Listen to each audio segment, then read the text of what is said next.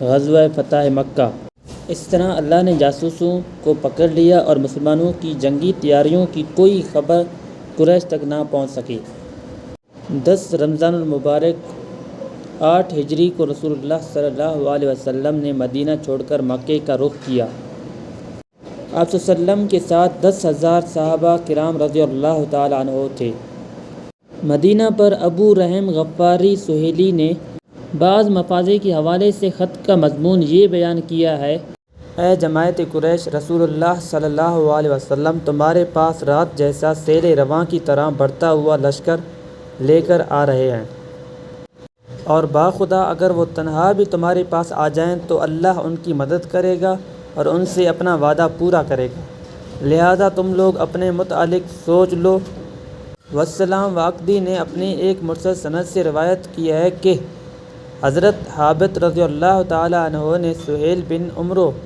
صفوان بن امیہ اور اکرمہ کے پاس یہ لکھا تھا کہ رسول اللہ صلی اللہ علیہ وسلم نے لوگوں میں غزوے کا اعلان کر دیا ہے،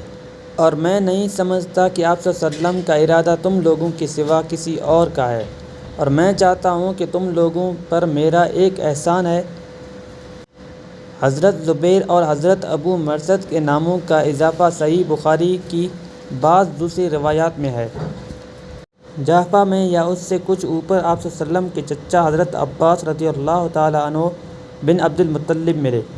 وہ مسلمان ہو کر اپنے بال بچوں سمیت ہجرت کرتے ہوئے تشریف لا رہے تھے۔ پھر ابوا میں آپ صلی اللہ علیہ وسلم کے چچیرے بھائی ابو سفیان بن حارث اور پھوپھی زاد بھائی عبداللہ بن امیہ ملے۔ آپ صلی اللہ علیہ وسلم نے ان دونوں کو دیکھ کر منہ پھیر لیا، کیونکہ یہ دونوں آپ صلی اللہ علیہ وسلم کو سخت اذیت پہنچایا کرتے اور آپ صلی اللہ علیہ وسلم کی ہجوم کیا کرتے تھے۔ یہ صورت دیکھ کر حضرت ام سلمہ رضی اللہ تعالیٰ عنہا نے عرض کیا کہ ایسا نہیں ہونا چاہیے کہ آپ صلی اللہ علیہ وسلم کے چچیرے بھائی اور پھوپھی زاد بھائی ہی آپ کے یہاں سب سے بدبخت ہوں۔ ادھر حضرت علی رضی اللہ تعالیٰ عنہ نے ابو سفیان بن حارث کو سکھایا کہ تم رسول اللہ صلی اللہ علیہ وسلم کے سامنے جاؤ اور وہی کہو جو حضرت یوسف علیہ السلام کے بھائیوں نے ان سے کہا تھا کہ تاللہ لقد آثرک اللہ علینا وان کنا لخاطئین،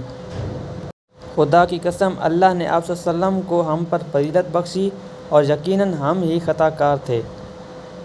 کیونکہ آپ صلی اللہ علیہ وسلم یہ پسند نہیں کریں گے کہ کسی اور کا جواب آپ سے عمدہ رہا ہو۔ چنانچہ ابو سفیان نے یہی کیا اور جواب میں فوراً رسول اللہ صلی اللہ علیہ وسلم نے فرمایا: لا تثریب علیکم اليوم یغفر اللہ لکم وہو ارحم الراحمین، آج تم پر کوئی سرزنش نہیں، اللہ تمہیں بخش دے اور وہ ارحم الراحمین ہے۔